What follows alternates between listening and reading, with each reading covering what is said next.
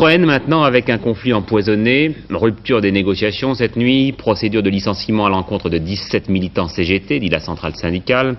un appel précisément de la CGT à une grande manifestation unitaire le 25 mai, et puis des accusations de ce syndicat relayées tout à l'heure à l'Assemblée par le communiste André Lajoie. J'ai entre les mains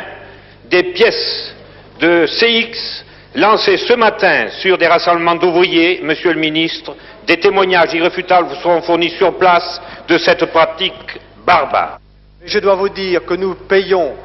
ici, dans cette entreprise et dans ce pays, à propos de l'affaire Citroën, l'atrophie du dialogue social qui a été conduit pendant des années et des années dans cette entreprise et qui rend beaucoup plus difficile les conditions d'un accord avec des gens qui avaient perdu l'habitude de respecter des libertés, des dignités et de se retrouver tous autour d'un tapis vert. Et cela ne rend que plus nécessaire et plus légitime